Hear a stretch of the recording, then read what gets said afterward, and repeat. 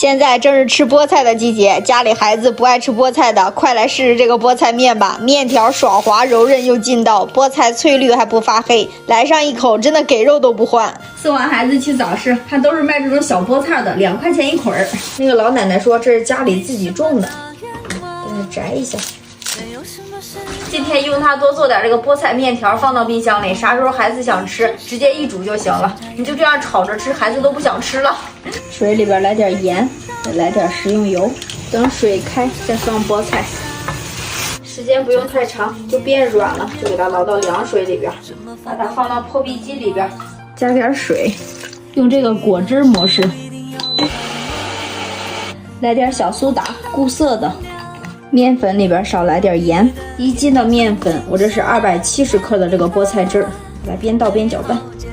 咱们的面粉不同，它的吸水量也不一样，就是菠菜汁儿260克到300克之间，少量多次的放。这个面团是偏硬一点的，现在不太好揉光滑，就没有干面粉就行。盖上盖子，让它先醒上10分钟再揉。醒一会儿，这个面它就稍微软一点了，就特别好揉了。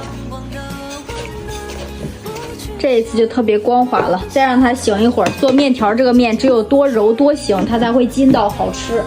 这次醒好这个面就不需要再揉了，给它分成2份，这一份做细一点的，给它擀开，不需要太薄了，切成粗细均匀的小条。盒子底部喷点油，给它这样一条一条的放进来，表面再喷点油防粘，再把其余的都给摆放上来。这块面就做宽一点的，先切成小剂子，按成一个牛舌状，用筷子在中间这儿按压一下，放一层面片，给它喷一层油，这样能更好的防粘。这个给它最少醒面1个小时，醒的时间越长，这个面的延展性越好，一会儿你抻的时候就不容易断了。再来做一个西红柿鸡蛋卤，现在给它盖上盖子焖一会儿，看会不会像那个云朵一样。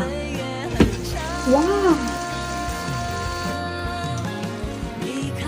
正好这个面也醒好了，开始抻面。中间这个印儿这样一劈，看就开了。这个细的也是一样的，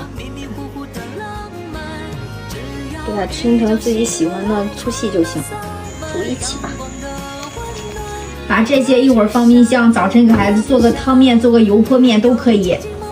把西红柿鸡蛋倒上来，再来上一包这个油泼调料，香而不辣，真的特别好吃。浇上热油，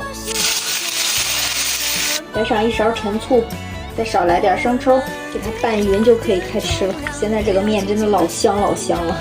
就自己做这面条，大家喜欢吃宽的还是喜欢吃细的？特别的筋道啊，煮的时候它也不易断。看着颜色挺红的，不太辣。还是自己做的面条好吃。